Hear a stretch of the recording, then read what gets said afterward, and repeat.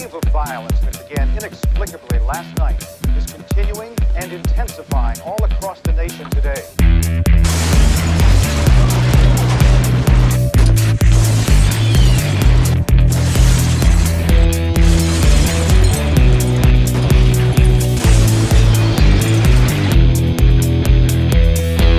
Hello, Contrarians, listeners, fans from all over the world. Here we are in a very patriotic warm-up video. This is the one right before Invasion USA. You can watch it before you listen to the episode. You can watch it after you listen to the episode. I'm wearing my Buc-ee's shirt. That is a flag I will salute, the Buc-ee's flag. I'm wearing camo. I'm just... That's appropriate. Yeah, this is Canon. Is it Canon Productions? Canon Films, right? Infamous production company behind this movie and many other big action productions from the 80s. This is for Invasion USA, of course. The Canon Group. Canon Group. That's right. Pretty sinister. So the Canon Group included Canon Films. Yeah, I mean the logo does look like it looks like the Skynet logo. Like it looks like something like a menacing, or like like it would be the logo of a company that a prophecy foretold would take over the world. Led by Mark Zuckerberg. It was why not Face Canon or Facebook, and he went with the more innocent sounding one. Invasion USA. That's what we're talking about here. We have quotes from both Letterboxd and Rotten Tomatoes. We have trivia. We have the Josh Gad Minute. God, how do you put Josh Gad in a movie like Invasion USA? We'll figure it out when we get there. But I don't think that you need to have watched Invasion USA to enjoy this or the episode that follows. As I say in the episode several times, you've seen this movie. Even if you haven't seen it, you've seen this movie. Yeah, maybe if you're among our youngest listeners, you might not have any idea of what an 80s action movie starring Chuck Norris. You're like, what's that? So in that case, maybe you can just YouTube some clips. But let's get into it. Only a handful of Rotten Tomatoes reviews. So I just picked two of the poor quotes, two of the rotten ones, and then two reviews from Letterboxd. And we're gonna open with the Letterboxd ones. Slide into the green splotches. I'm going to start with Patrick Willems, who gave Invasion USA 2.5 stars and watched it November 17, 2022, fairly recently. And he says, honestly, a pretty poorly planned invasion. They want to take down America, so they blow up a shopping mall at one suburban street in Florida. Yeah. I mean, that's how it starts.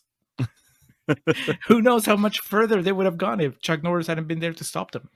If they had potentially a better idea, yeah. Yeah. So, Alex, let's say if Florida wasn't the way, how else could they get into the United States? Like, do we have a weaker or a more accessible entry point, like a weaker chain in the link? Maine? Just parachute to Maine. Red Dawn, where do they land? Where is it that the Red Dawn takes place? Or is it supposed to happen all over America? I don't remember Red Dawn. It's been so long since I've seen that. Okay, looking at the East Coast now. Georgia, North or South Carolina, Virginia. Yeah, you're dealing with a lot of gun nuts there, so I'm not sure. Maybe they could come into the Gulf of Mexico. And where's the southernmost point in Alabama? Mobile? Yeah. You can go through Mobile. People there. I mean, what are you gonna say? They gotta take off their shoes to count to 10. So I think it'd be a pretty easy invasion for the Russians. Putin just completely shirt off, leading the charge. Alabama. Yeah, that's a new Invasion USA. That's a remake I would like to watch. Putin just yelling "Roll Tide." Or Panama City maybe. Yeah, if you prayed more, Miami's just such a hotbed. You got to pray on like the retirement cities in Florida, like Sarasota. Like if they just circled around, got a little bit into the Gulf of Mexico, Biloxi. There's plenty of places they could have done better than Miami. Yeah. Problem is, that at that point would pick up on the radar. Like, what the hell is this ship? Looks like 500 people. They're all armed. Oh my god. They're all Russian. Laird, that's just the name. Laird didn't give it a star rating, but gave it a heart. It says, rewatch July 2nd, 2014. And he quotes Chuck Norris. I'll hit you with so many rights, you'll be begging for a left. Dash Chuck Norris on his politics. We have a bit of a talk about Chuck Norris's ambiguous politics in real life and in the movie. There was a review that called him a libertarian in the movie, and we said that doesn't look like it. I don't think that there's ever been a libertarian that kicked ass the way that Chuck Norris kicks ass in Invasion USA. And I know that we did arrive at the definitive conclusion that he did not put on a MAGA hat in real life. So, yeah, from what we talked about, it didn't sound like he went that far, but he went as far as supporting Ted Cruz, I think, which is that's almost worse. Yeah. Yeah. That's not even colorful. It's not even memeable, I guess. No. Now we move on to the real deal, to Rotten Tomatoes. Sean Collier from Box Office Profits says, there are some sufficiently large explosions and acceptable preposterous setups, but I'm not sure Invasion USA is worth tracking down. And this is where we come back to our youngest audience, and those of you who are wondering what Invasion USA is, how do you get an Invasion USA? How do you, because it's not streaming anywhere other than, thankfully, Pluto TV. Like even Tubi took it down from its roster right before we watched it for the show. So, I mean, I think that whenever it comes off Pluto, it'll probably show up on Tubi again. But were you surprised, Alex, that this is not even available for rental anywhere, like on Amazon? Yeah. You would think like a movie like this that clearly does have a bit of a cult following would have a bigger presence online. But yeah, Pluto TV is where we found it. Yeah, I don't know. You would think it. I don't even know who would need to own it. I mean, everything's going to be on Disney Plus before too long. So the Invasion USA cut that has the restored song and dance in the middle of the movie. I guess, yeah, what I was trying to say is my biggest surprise is this is not on Tubi, because this seems like a movie that Tubi would have, in its clutches. Yeah. Do you think Woke America just wrote a strongly worded letter to Tubi demanding this right-wing propaganda was taken down? I mean, there's a lot of problematic movies on Tubi, so I think this is the least of their worries. All right, and we're going to close with Rob Vox from Flipside Movie Emporium, who says, right-wing Cold War fantasies brought to ludicrous life. Mm-hmm. Are these type of fantasies exclusive to right-wingers, though? Like the idea of grabbing a gun and defending your country against the evil Soviets? That's like a wet dream to some of them, man. But yeah, not something I can sign off on. Yeah. I want to see the Chuck Norris movie that's about diplomacy, where he drops a gun and he tells what's his name? Michael Lynch? Mm-hmm. Yeah, Richard Lynch. He tells Richard Lynch, like, why can't we talk this out? Why can't we all just get along? We're not that different, you and I. Yes. We both murdered hundreds of people. There's some common ground here.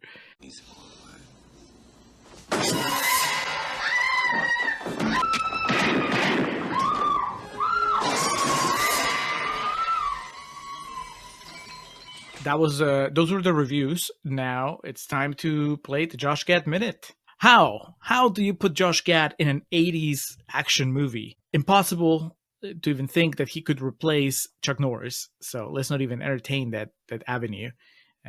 What do you think, Alex? Where do you put him? I honestly, the only thing I could really come to the conclusion of was you replace Eddie Jones, the basically the main FBI agent throughout the movie, and you have Gad in that role, like the sweaty, nervous FBI agent on the case, because he has like his kind of his Patterson and Briscoe, like his guys like on his side, but they don't really have that many lines, and obviously we don't want to waste having Josh Gad in this. So either that, or you just go really crazy and he plays Del Birdie, the guy, John Eagle, the guy who lives with Chuck Norris that gets gunned down, that inspires. Or no, you could also do, I forget which character it is, but Gad is the CIA agent that begs him to come back and like works the handler. That's what I was thinking. He gets a couple good scenes.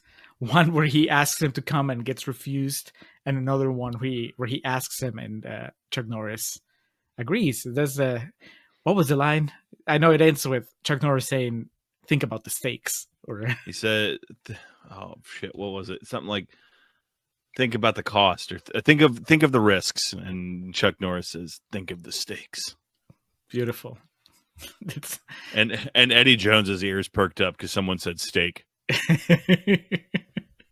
yeah, Josh Gad. I mean, you would have to like rough him up a little, though. I think if you're gonna believe that he can survive in 80s America when he's surrounded by, He's got to be sweaty all the time and a really good 5 o'clock shadow. yeah. And if you wanted to go wild, you could have him replace Billy Drago for the 2 minutes that Billy Drago has on screen. I mean, we talk about the episode. That's like the most memorable scene in the whole movie. So Gad I think he would see the writing on the wall and make the most of it. Yeah, get his balls shot off, and then no, he doesn't get thrown out the window. He just gets shot again. But Yeah. still, pretty memorable. All right, well, settled. I think that Josh Gad, CIA handler, is the way we're gonna go. Now, Alex, shoot some trivia at me, bazooka style. There's plenty of them in this movie. Chuck Norris, Invasion USA. We talk about in the episode that this was co-written by Chuck Norris along with James Bruner, who did some of Chuck's big action movies before this. Directed by Joseph Zito of Friday the 13th, Part 4, The Final Chapter fame. Was released on September 27th of 1985. The budget of $12 million with an approximated box office return of a little bit over $40 million.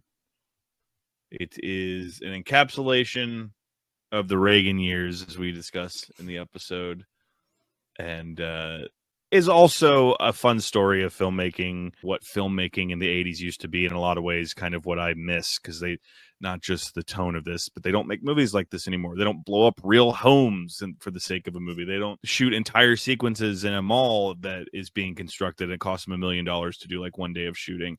They don't have real actors anymore. If you can just use a computer to be like, let's just make it look like people are running, then we'll be all right. But it was also, it's hard to say something's punk rock when you're dealing with millions of dollars. So I'm trying to think of a better like way of describing it, but just kind of those nose to the grindstone, by any means necessary days of filmmaking, specifically directors having a lot more say of like, this is my movie, God damn it, or like avoiding any responsibility. And one of the things I found was that one day during filming, Joseph Zito, who again was the director, was told by a PA that Menahem Golan, who was the producer on the movie, was on the phone wanting to talk to him. Zito feared the worst, knowing Golan's frugal ways and history of slashing budgets, but took the call anyway. Much to his surprise, Golan said he was delighted with the footage he had seen and was giving the production an extra $2 million. Just love the idea of like, I'm not here. What footage do you think that the producer saw that told him, oh yeah, this is worth investing $2 million more? The mall sequence? Maybe they shot the ending first and he saw the explosion with the viscera and prop body parts flying everywhere. More of this. I think even though this is not my type of movie, and now that I'm a few days removed from having watched it, I can maybe throw it a bone in the sense that that chase sequence is pretty wild, where they have a woman kind of like dangling between the two cars for I don't know 10 minutes. It's if I had to show my producer like something, I would like, hey, we're doing good work here. Can I get some more cash? Like, I think that would do that part. Features minimal attempts from Chuck Norris at acting. It's it's a fun stunt. So I think that sets you off, puts you on the right frame of mind. Steven Berkoff was offered the role of Rostov, but passed because of the violence of the film. Berkoff, of course, he's the Orlov in Octopussy, and I think he's the bad guy in Beverly Hills Cop also. We talk about this in the episode, but it is a kind of strange just piece of bacon that's hanging out there about this movie. Chuck Norris pushed for Whoopi Goldberg for the role of the reporter, but was overruled by director Joseph Zito. Despite the film's success, Norris vowed never to work with Zito again, which he didn't really have much of an opportunity because Zito only made 3 movies after this. But Chuck Norris could have been in Friday the 13th, or had that already happened? Yeah, that was the year before, Final Chapter. That could have been. So 85 was the year of Roy. That's when Part 5 came out. And, Zito, he's attached to that for life now. I think I've told you this before. Paramount was operating as though 4 was the last one, because you don't have to look very far to find Paramount was embarrassed to have that franchise as like one of their big, pillars, as it were, at least for the early 80s. And then on a $2 million budget, that movie made over $30 million. And they were like, hey, Jason, welcome back to the party. And then they invite Zito back. And in this alternate timeline, he's still buddies with Chuck Norris. And he's like, all right, Friday 13th Part 5, Chuck Norris versus Jason. God. What could have been. But instead we got Reggie the Reckless. And Paramount squeezed every drop of blood they could from that stone until previous entry in the Contrarians, Jason Takes Manhattan, came out, and they were like, we're done. Because that movie just made like $8 million, I think. I guess to put a period on that, refusing to work again, because they had worked together before this. So I guess it may have been, the thought was this was like a blooming bromance, or, the new De Niro and Scorsese, but who would have known Whoopi Goldberg came between them? That was it. Destroying professional partnerships since the 80s. Billy Drago would go on to appear in 2 other Chuck Norris films, Hero and the Terror and Delta Force 2, The Colombian Connection. And he was also on an episode of Walker, Texas Ranger. But that's not where you know him from, Julio. Oh, no. But if you want to know where I know Billy Drago from, just listen to the episode. It's a fun story. The production utilized more than 10,000 extras and background artists, according to the movie's production notes. What a waste when you could just grab your computer, just type in a little bit, like do a little wizardry, and then just copy like a picture from like a soccer stadium full of people, and then just kind of manipulate that to look. We joke, but you read stuff like that, and of course, SAG and the insurance providers that have to do that now, they read that. Anyone who is, they have to have people that are younger than us that work for them. If they saw something like that come across their desk and be like, what? Why didn't they just copy and paste Billy Drago all over the screen? We have AI now, don't you know? This is discussed in the episode. We go a little bit further into it, but it is worth calling out that in the German version of the film, Rostov is changed. His character, basically the way the subtitles work is they reposition the story to make him an American who's a domestic terrorist to ensure that we don't look bad. Total Vince McMahon maneuver. It's such a bold storytelling technique. I'm just going to fuck with the subtitles just to make the movie be completely different. Yeah, and also it's the idea of Canon Germany, their office got like, the reels or whatever, and they hadn't seen it yet, and they were watching it. They're like, the guy Hans or whoever just goes to the door and locks it, and he's like, this can never get out. Don't you know? That was more Russian, but that's what we talk about with yeah. Because this movie, you have a hard time putting your finger on where exactly these folks are coming from. I believe a rainbow coalition of terrorists is the phrase that we used in the episode. To close down here, though, because I don't know when we're going to talk about Chuck Norris again, and because everything comes back to wrestling, it's worth telling the story of Chuck Norris's, I believe, lone appearance in the world of professional wrestling. Oh, wow. Yeah, and late 93, The Undertaker and Yokozuna began a feud. This is appropriate because I was just talking about this match on Grin Grappler with our buddies at Late Night Grin the other day. The Undertaker and Yokozuna began a feud, and then at the Royal Rumble in 1994, they had a casket match, which was like the Undertaker's specialty. The gist of that is there's a big coffin on the outside, and whoever gets their opponent in there and closes the lid first wins. And Yokozuna, I thought it was gonna be that the casket is in the ring, and you don't know who's in there. And at some point during the match, somebody comes out, and it was Chuck Norris. Well, you better believe they've done it over the years where they do a casket match, and the person goes to open it. There's already someone in there, like, blah. So Yokozuna was a big fella. I think he was pushing probably like 450, 500 at this point, and that's not really anything to do with Chuck Norris, but the comedy of it was the coffin they used was so huge, and Paul Bear was talking about, my Undertaker's making it double deep, double wide. And so the Undertaker, it looks like he's about to defeat Yokozuna when like the entire bad guy locker room comes out and they beat up the Undertaker and they throw him in the casket. They padlock it. And this leads Taker's gone for like the entire year and the entire first half of the year because he was locked away in a casket. And so when he comes back eventually at Survivor Series 1994, which Royal Rumble's in January, Survivor Series is does he come back in a movie or does he come back on a Disney TV show? Like, how did they bring him back? The Undertaker returns. Well, we're already here, so you'll be pleased to know that they also did like a tie-in with one of the Naked Gun movies and Pizza Hut. And so like they shot like a series of vignettes with Leslie Nielsen and I forget the other guy, but his like sidekick from the Naked Gun movies. No, not OJ, the bigger white dude who looks like Brian Dennehy but isn't Brian Dennehy. Because by this point, OJ was out the picture. George Kennedy, that's it. All right, found it. So it was George Kennedy and Leslie Nielsen. And I don't know if it was a specific movie they were promoting, but they were all these vignettes of him trying to find the Undertaker that were filmed and presented like Naked Gun style comedy. One of them was he was hungry and he was at his office working into the, burning the midnight oil. And he was so distressed. He ordered a pizza because he needed to eat something. And he was on his desk, looking down and just trying to focus.